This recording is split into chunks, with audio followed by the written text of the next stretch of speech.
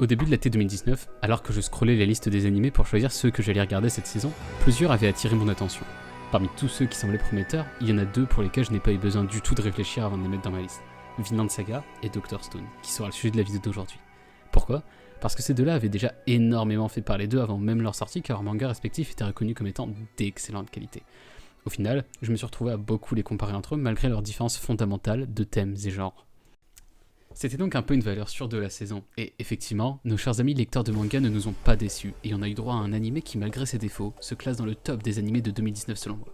Dr Stone, ça raconte l'histoire de Senku, un scientifique de génie, qui après un phénomène ayant transformé l'humanité en pierre, va se dépétrifier au bout de 3700 ans et commencer une partie de Civilisation 5 pour reconstruire la civilisation de zéro. Il commencera par sauver Taiju, son seul ami, probablement parce qu'auparavant il a tué tous les autres.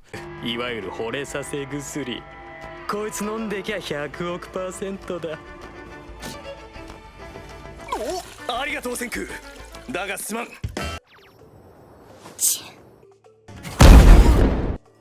Il ira ensuite sauver Yuzuriha, la copine de Taiju. Mais les problèmes commencent lorsqu'il réveille le lycéen le plus fort de l'ordre des primates, autrement nommé Shishio Tsukasa.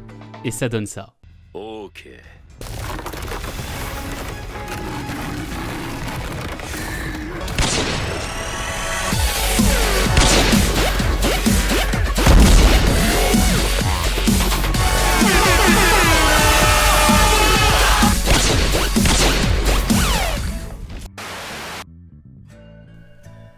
Bon alors, le premier truc qu'on remarque dans Dr Stone, c'est l'aspect survie. En effet, Senku repart de rien, et doit donc commencer par survivre. Et en le suivant, on apprend nous aussi à le faire. Ainsi, en quelques épisodes, on apprend à fumer du poisson, utiliser des sels pour conserver la nourriture, trouver de la chaux, qui sera très utile pour l'agriculture, faire du ciment, du savon. On apprend aussi à fabriquer des cordes, des outils en pierre, faire du feu. Et bonjour à tous. Là, cette étape, elle sert bien à creuser le trou pour la suite. Bon, j'entends déjà les gueux me dire... Oui, c'est qu'un anime, mais qu'est-ce que tu racontes? J'ai rien retenu de ce que j'ai vu en le matin, t'apprends rien du tout. Bon, déjà commence à me parler poliment, hein, voilà. Ensuite, mais bien sûr que si tu fais pas attention, tu peux simplement mater sans te prendre la tête. Mais si comme nous t'aimes bien la survie, bah Dr Stone ça peut devenir une initiation pour les débutants, c'est ça que j'essaie de te dire. Bon après ça dure que les 7 premiers épisodes par contre, hein, parce que après on atteint des niveaux beaucoup trop compliqués pour un survivaliste du dimanche. Mais en tout cas, le fait que les premiers épisodes soient consacrés à ça, c'est quelque chose qui nous a fait accrocher à l'anime. Maintenant que j'y pense, c'est vrai que je sais pas si c'est un genre qui va de plus en plus voir le jour, mais il me semble que le genre survie en milieu hostile devient vachement populaire ces derniers temps. Après tout, les seuls représentants du genre auxquels je peux penser, c'est Girls Last Tour, Sonan Deska et Dr Stone. Ils sont tous sortis entre 2018 et 2019. Je pense quand même que ça a le mérite de soulever quelques questions. Cette montée en popularité va de pair avec celle de la collapsologie, l'étude de l'effondrement. Les deux sont-ils liés, ou alors c'est juste une coïncidence? En tout cas, une chose est sûre, c'est que c'est un sujet qui est intéressant. Et la façon dont Dr Stone l'aborde, c'est très bien car pédagogique et éducatif. Ici, on apprend vraiment à partir de la base. On voit uniquement des choses utiles qu'on peut techniquement reproduire. Bon, certes on apprend des trucs basiques, mais ces trucs basiques, mais on les connaît pas! Parce que bon, pour calculer l'effet Doppler ou la façon dont la lumière passe à travers une lentille, là y a du monde. Mais pour nous apprendre à aller couper du bois et foutre des coups de hallebarde pour récupérer un bout de viande, là y a plus personne. Bon après j'irai pas jusqu'à dire que c'est un animé pour apprendre comme pouvait l'être Hataraku Saibo, aka Il était une fois la vie The Animation.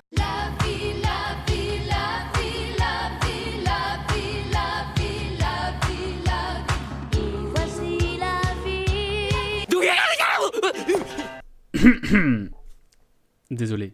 Mais en tout cas, c'est clairement un animé qui, si on y fait attention, va nous apprendre 2-3 trucs qui peuvent se révéler très utiles. Après, pour ceux qui sont intéressés par cet aspect survie, je recommande chaudement l'animé dont j'ai parlé un petit peu plus tôt, Sonan Deska. Un animé, ma foi, fascinant. Après réflexion, je me demande si la réussite de Dr Stone ne peut d'ailleurs pas être aussi associée à son côté jeu vidéo, manifestement apprécié dans le milieu otaku. En fait, par côté jeu vidéo, je veux parler de sa ressemblance narrative avec un jeu. Si on regarde bien, on a un peu l'impression que Senku suit ses quêtes et en commence une dès que la précédente est terminée. Ainsi, au début, il va devoir construire son village, sauver ses amis, obtenir de la main d'œuvre, pour cela il devra faire une quête pour qu'ils acceptent de l'aider, etc. etc. L'anime lui-même insiste d'ailleurs là-dessus et en rigole. Du coup, je pense que cette structure narrative assez claire, sans ouvrir 34 secondaires, ça permet non seulement de la clarté pour l'œuvre, mais aussi de faire paraître le tout presque simple. Ça permet presque de croire que nous aussi, on pourrait presque faire ce genre de choses si on allait sur une île déserte. C'est aussi ce qui me fait me demander si Dr Stone peut d'ailleurs être catalogué comme un isekai ou pas. Entre une narration qui rappelle un jeu vidéo et un monde entièrement différent de celui qu'on connaît, malgré que ça reste notre planète Terre, j'ai vraiment du mal à savoir si oui ou non ça se catégorise en isekai. Enfin, on aura l'occasion d'en reparler dans une autre vidéo qui sera dédiée à ce genre en particulier. Ouais, Dr. Stone possède aussi une autre force majeure, qu'on n'a pas encore abordée. Il s'agit de son casting. Prenons 5Q pour exemple. Bon alors depuis quelques saisons déjà, principalement dans les isekai, on a pris l'habitude d'avoir un personnage principal un peu neuneux, bête et gentil, hein, avec le charisme d'une huître. Alors en plus, c'est souvent accentué par le fait qu'ils se ressemblent tous, qu'ils ont souvent tous la même tête, au point où ça en devient mais ridicule quoi. Bon alors là, dans ce contexte-là, vous comprenez bien que ça nous a fait une bouffée d'air frais nous qu'on a vu arriver 5Q, hein. Mais comme c'est pas possible. Bon alors 5Q déjà physiquement il ressemble pas à un personnage d'un autre animé, hein, du moins pas à ma connaissance. Et on ressent là la patte de Boichi. Les animateurs ont bien fait attention à reprendre le style graphique très spécifique du dessinateur. Et ça rend nickel. Notamment au niveau des espèces de fissures noires sur les personnages. Ensuite, le caractère de 5Q. C'est à l'antipode de presque tout ce qui s'est fait depuis ces 5 dernières années. Je veux dire, là on a un personnage très intelligent, voire un peu trop parfois, mais qui est un truand. Mais terrible. Encore une fois, 5Q, mais il a pas de race. C'est un bandit en puissance. Bon alors, il est pas fondamentalement mauvais non plus, attention. Mais le personnage, il a un objectif. Restaurer la civilisation. Et pour ça, le gars, il est prêt à tout. Esclavagiser les villageois, risquer sa vie pour récupérer des matières premières, tricher à un tournoi pour récupérer le pouvoir, faire des attentats sur les gens. 5Q, il est prêt à tout. Et en fait, ça fait du bien de voir un personnage comme ça. Je vais vous dire pourquoi. C'est parce que le personnage, il te paraît beaucoup plus vraisemblable, réel, beaucoup plus authentique que n'importe quelle copie de Jean Kirito numéro 742. Et ça fait du bien. Et ce qui est bien aussi, c'est que les persos, ils évoluent. Contrairement à Manuel House. Alors je vais pas tous vous les faire, mais prenons Magma pour exemple. Bon, Magma au début c'est une ordure complète, je veux dire, lui il veut devenir le chef du village, Rory ils sont fous, tu sais, il se dit, pourvu qu'il crève c'est là, tu sais. Ensuite le personnage il perd tout. Sa place de chef lors du tournoi, sa maison durant l'incendie, son aura auprès des autres villageois, etc. Bon alors là le personnage il aurait pu rester une ordure, et continuer à faire chier le monde pendant encore 40 ans. Mais ça c'est pas intéressant pour le spectateur. C'est énervant même de voir un personnage mettre des bâtons dans les roues héros pendant 40 épisodes. Ben là non, puisque Magma, il évolue. Alors même si ça aurait pu être mieux fait, je suis d'accord avec vous, parce que bon là ça fait un peu je suis méchant hier, aujourd'hui je suis gentil, mais le personnage à un moment, il se pose, il rentre en réflexion, et il se dit, bon le village s'est fait attaquer, les maisons ils ont été détruites, est-ce qu'il faut pas mieux que je mette ma fierté de côté et que j'avance?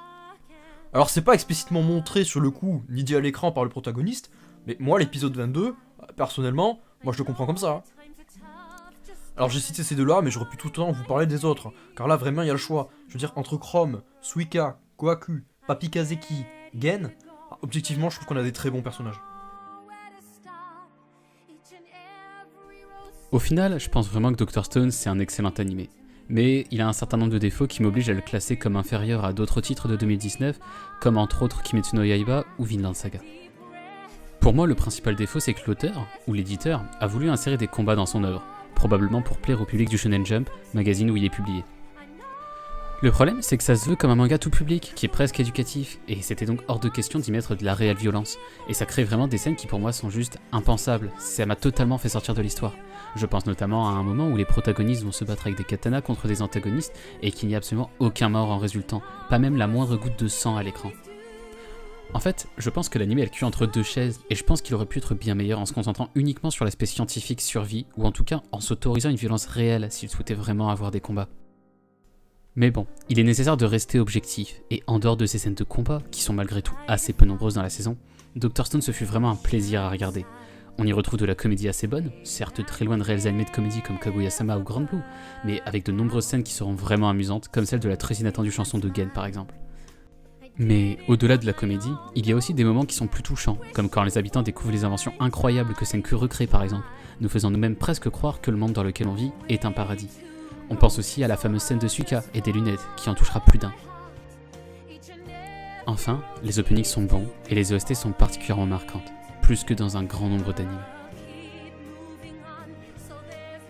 Aussi, si vous n'avez toujours pas vu la saison 1, je vous conseille vraiment d'aller la voir.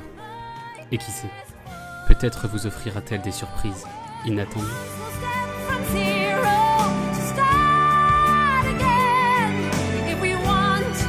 Be strong, have to believe that we can. Just taking one small step to hero, to make a change and start brand new.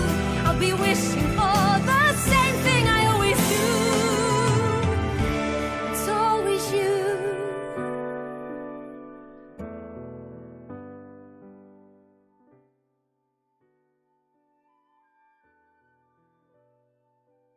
Salut à tous, moi c'est Nico. Et moi c'est Kyoto.